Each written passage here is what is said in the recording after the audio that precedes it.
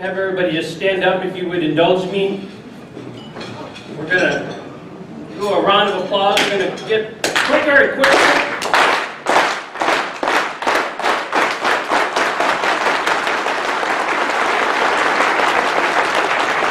I'd like to thank you all for that warm standing ovation. Thank you. You can be seated. Thank you very much, brothers.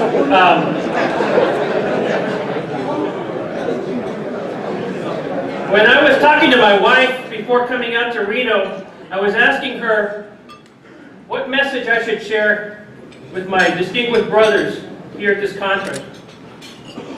And she said, honey, just share your warm personality and all will be well. But if you look up warm in the dictionary, it says not so hot. President Palioko, members of the board of directors, esteemed brothers, I'm deeply honored to have been invited to provide this keynote address at this 2016 Omega Delta Phi Leadership Institute. This special occasion provides me with the opportunity to look back on the celebrated history of our beloved fraternity with a sense of pride and a sense of accomplishment, but also with a sense of vision and hope for the future. Indeed, we have come a long way since our founding in 1987, but there is still so much further for us to go.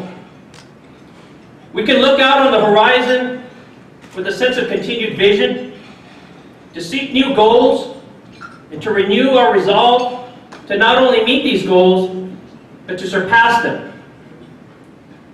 We must continue to dream noble and ambitious dreams. But we must also show the courage and wisdom needed to take massive action to make our dreams reality. There is an ancient Japanese proverb that states that vision without action is just a dream, but action without vision is just a nightmare. Tonight I want to celebrate the milestones that we have achieved as a fraternity in the varied arenas of academics, leadership, and service to our communities. Omega Delta Phi has positioned itself as a national leader among fraternal organizations because of the values it holds fast to, and due to the enduring pillars of this brotherhood, which are unus, probitus, integritas, ductus. Unity, honesty, integrity, and leadership. These pillars have provided the firm foundation upon which this fraternity was built. We must take the time to recognize those brothers who have come before and paved the way and served as the pioneers in our journey as a brotherhood. Understanding our history is vital to our success as an organization. To know where we are going, we must understand and celebrate where we have been. To paraphrase the words of the great American poet Robert Frost, from his poem, The Death of the Hired Man, quote, "If we have nothing to look backward to with pride, we shall have nothing to look forward to with hope." I couldn't be more hopeful about the promise and the future of Omega Delta Phi.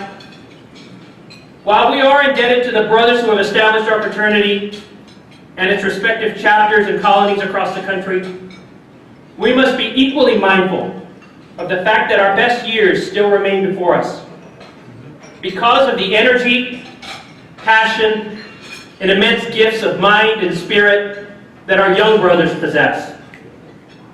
There is an old adage I love that says that we create our tomorrows by what we dreamt yesterday do today.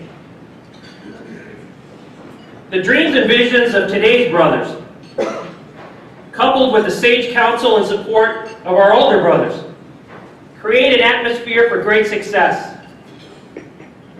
We must continue to be bold and audacious in our thinking, and we must remain brave and steadfast in seeking to achieve all that we can both collectively as well as individually.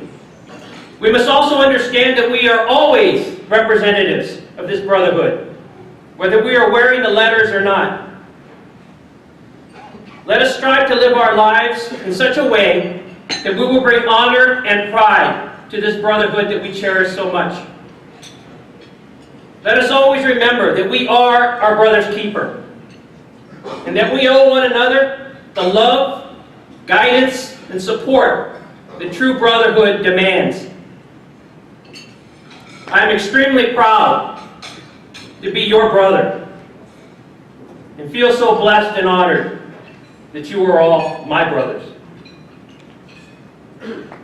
When I speak of brotherhood, hermandad, what do I mean? It goes beyond a title. It is a bond, a responsibility, a sacred debt that we owe to each other. This responsibility involves quite a bit of commitment on our part. We need to support one another academically so that we can graduate our brothers as scholars and as thought leaders in multiple fields of endeavor. We must also recognize that our brotherhood is built on service, not just to one another, but also to our communities, our nation, and our world. Muhammad Ali, the late and great boxing champion, put it well when he said, "Service to others is the rent you pay for your room here on earth." Let us as a brotherhood resolve to give our level best in the classroom, on the playing field, or in our community, rendering service to those in need, and everywhere else that we may engage ourselves.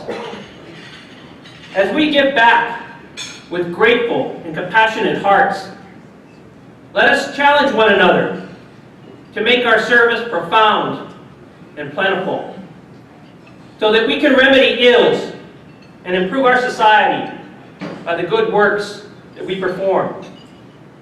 As the words of the Gospel of St. Luke so wisely teach us, of those to whom much is given, much shall be expected.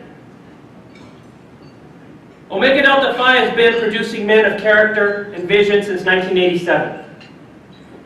The legend continues. As an organization, we must always seek to stay ahead of the curve as it pertains to leadership best practices. We must not only be students of leadership, but also practitioners of leadership. I have always maintained that leadership is a journey and not a destination. With that being said, we need to always be mindful that leadership is part and parcel of this fraternity. We must always have opportunities such as this training institute to provide continuing education to our brothers, both our current brothers as well as our alumni. As Sir Francis Bacon famously put it, knowledge is power. This knowledge can empower all of us to become stronger versions of ourselves so that we can do more, be more, serve more. As I think back to 1992, when I was a founder of the Omega Delta Phi Epsilon chapter at Arizona State University, I can recall the youthful optimism that I had back then to help to build an organization that would not only assist other Hispanic young men like myself to graduate from college, but an organization that would develop us as scholars, as servant leaders as well. Honestly, I didn't like what I saw in other fraternities on campus. No other fraternity spoke to my heart, to my soul. I was truly excited by the prospect of bringing Omega Delta Phi to ASU. I'm a firm believer in the saying that timing is everything. I've been fortunate to meet a brother from the Gamma chapter at the University of Arizona named Robbie Aguilar, who had transferred to Arizona State. We became fast friends and partners in crime as we talked to administrators on campus about Omega Delta Phi. We started small and very humbly, I might add. We had some Hispanic administrators on campus that were less than encouraging of our efforts, while others were downright hostile to the idea of a Hispanic fraternity. Our first informational meetings were not very well attended, but we were committed to the prospect of finding quality gentlemen was more important than sheer quantity. We wanted to build on a solid foundation, knowing that beginning well is half the battle. We knew that we had to celebrate small victories. The road would prove to be long and challenging. But as the words of the Chinese philosopher Lao Tzu teach us, the journey of 1,000 miles begins with a single step. Now, as I look back on our brotherhood these many years later, I'm justifiably proud. The great Italian poet Dante Alighieri once wrote that from the tiny spark bursts a mighty flame. That, in essence, is the story of Omega Delta Phi. Our brotherhood is the product of vision and is decorated with the achievements of brothers, chapters, and colonies across America. I want to acknowledge this rich history while looking forward to the future. Our story as a brotherhood continues to be written, and I'm excited to read the chapters as they unfold.